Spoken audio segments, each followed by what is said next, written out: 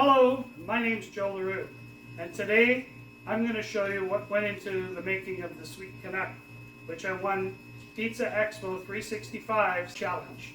What I've already done is I've checked the temperature of the air, checked the temperature of my flour, and now I'm going to actually weigh out some of my flour, zeroing my scale as it is with my big bowl on top. It's not that big of a bowl, but it's big enough. And let's change it from grams to ounces. And I'm going to put, like my recipe calls for, 36 ounces of flour. I usually use grams and kilos, so this is a little bit different for me. The scale is one of your best friends, and so is the thermometer. If you're making dough without a scale and without a thermometer, you're playing a game. You're hitting and missing. So there we have 36 ounces of flour, and I'm just going to put this off to the side for now. The next up I'm going to do is I'm going to weigh the water. And for this I have the water at 60 degrees Fahrenheit because my room temperature is 80 degrees Fahrenheit, my flour temperature is 80 degrees Fahrenheit. So what I'm going to weigh out is 22.5 ounces of 60 degree Fahrenheit water. There we go. So I will put that to the side. Next thing I'm going to weigh is my yeast. Very important because when you use small amounts like this, you have to get it right on the money. So I'm going to tariff that. I am following a recipe because that's what you have to do sometimes. It's actually 1/10 of an ounce of yeast. So, look at that. 1/10 of an ounce of yeast. What I'm using is actually InstaFirm. It's an instant active yeast, which can be mixed right in with the flour. I've been using this for about 20 years. I found it much more consistent than the cake yeast because in this day and age you don't know where your cake yeast comes from, how old it is, the shelf life, and how strong it is. And the next thing I'll weigh is out sugar. So a little bit more sugar than yeast. We've got 1/3 of an ounce. And that's the sugar. Next thing, salt. 1/7 of an ounce of salt. Bingo. So now I have my yeast, my salt, and my sugar weighed. My flour is ready to go. The next item I'm going to weigh is my sweet potato mash. And the sweet potato mash is about 4 ounces.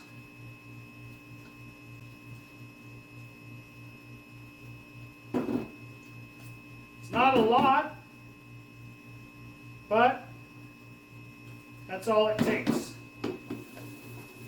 So that's the amount of sweet potato that to start things off, I'm going to put a little bit of water in the bottom of the mixer. I'm going to take my sugar, put it in with the water. I'm going to take some of my flour and dump it in.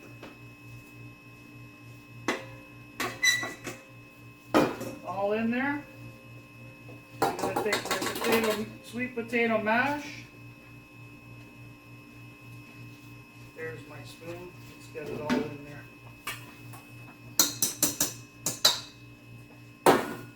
And let's mix it up. And the all-important yeast. I'm adding the sweet potato because it's something that I've had that makes this pizza the Sweet Canuck. It's a little something I've tried. I know that you can add to about 10% of different products to your flour, to your dough mixture. as long as it's complementary. And I found sweet potato to be quite complementary to the rest of the ingredients. I haven't put the salt in yet. Pour all of the water. And now that the mixer's been mixing for a few seconds, I'm adding the salt to mix to the dough. Let that mix in a little bit. Now I'm going to add the vegetable oil slowly.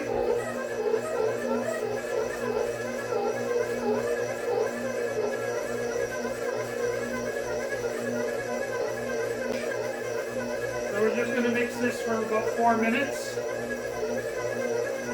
And to use baker's percentages for calculating the recipe.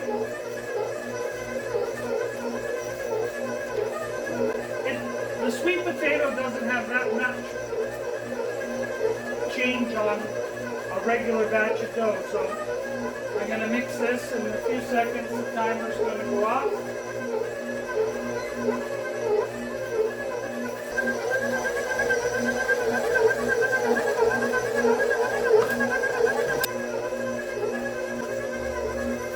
So again, I'll repeat the recipe. We use 3½ ounces of sweet potato, a teaspoon of butter mixed in with the sweet potato, 36 ounces of high protein organic flour, 22 ounces of water at 60 degrees Fahrenheit because of our flour temperature being 80 degrees Fahrenheit and our room temperature being 80 degrees Fahrenheit. We use 0.7 ounces of salt, 0.3 ounces of sugar, 1 ounce of canola oil, and 1 ounce, or 0.1 of an ounce, 3 grams of yeast. And we've mixed it. It's time to check our dough and see how it's going. Still got to mix just a little bit more. Little sticky. I may have to add a touch of flour, maybe not. We'll just continue to let this mix. And now we'll shut it off and let it sit for about 5 minutes. Pull it out, put it out on the dough table, and roll it into balls.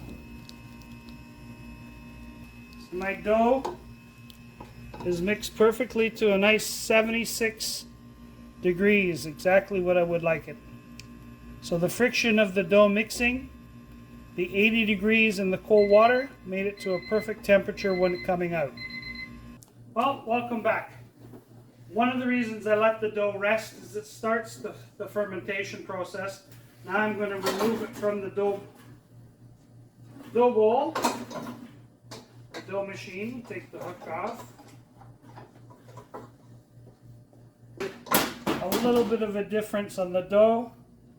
We can get this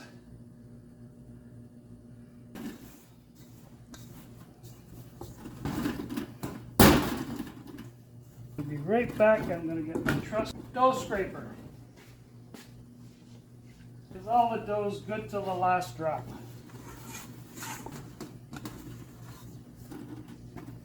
You can see that this dough has a nice little orange tint to it. There we have our ball of dough. So we're just going to let this rest for a few more minutes. We'll check its temperature. It's about a 65% hydration, which is pretty, it's on the high side for an American style pizza. 64, maybe 66% hydration. Okay, use a trusty scale that I like to use, and I'm going to check the weights. Okay, a little bit more.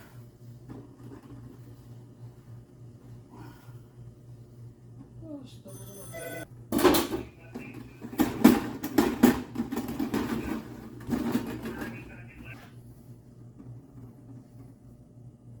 Pull out my trusty thermometer, and I'm going to check the temperature. The temperature of my dough balls are starting to rise, which means the yeast is acting, fermentation is happening. Those rest for a few minutes. The fermentation is taking place. The yeast is starting to eat the sugars, starting to give off the carbon dioxide.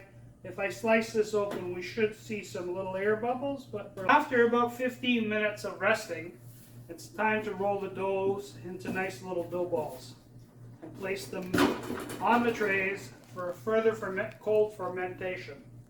So you want to roll them into nice little dough balls. I like having my dough balls go into a tray with a little bit of oil on them. And these are a 20-ounce dough ball, which makes a really nice 15-inch pizza, 14 to 16-inch pizza. So you can see now the dough's not sticking so much to my hand. That's what the fermentation do, and you probably see that the dough balls are a little bit larger than what they were before we let them rest for the last 15 minutes. And there you go. Right, so these are ready to go into the fridge. I'll double check the temperature. The thermometer says 78 degrees. I'm going to cover the dough and put it in the fridge. The reason we cover it is because the fridge can dry it out, put a heck of a skin on the dough, and that skin doesn't make very nice pizzas. So as you see, they'll still expand, and we want them to do that. So this should keep the dough from drying out while they cold ferment. They'll sit in the fridge and cold ferment for the next 48 hours. So today is Sunday, so it should be perfect to use Wednesday morning. Okay, so our dough has been cold fermenting in the fridge for the past 72 hours. And now it's time to take it out and stretch it nice and round and onto our board.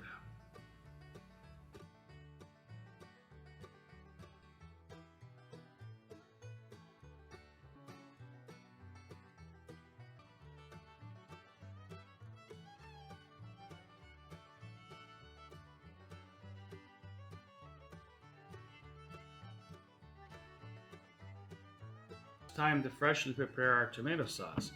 We're using the best tomatoes money can buy, crushing them by hand and mixing them with some freshly chopped basil. Notice how I'm weighing all the ingredients on a scale. And now I'm going to spread that crushed tomatoes on the pizza. Not blending the tomatoes allows for pockets of flavors when you take a bite. Allows for the chunks of the tomatoes to be there, and it gives you a super flavor when you take a bite of it. To build up the flavor, I'm also sprinkling some extra virgin olive oil as well as some freshly chopped garlic. For this pizza, we're going to be using 6.5 ounces of full-fat mozzarella.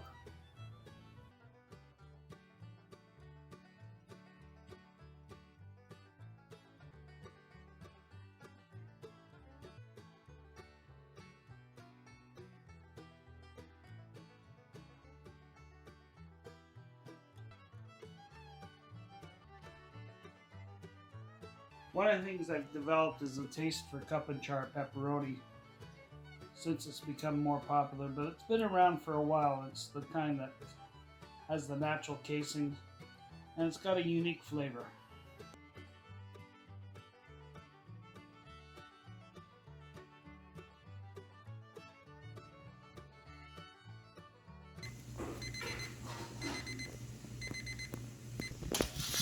Check our crust.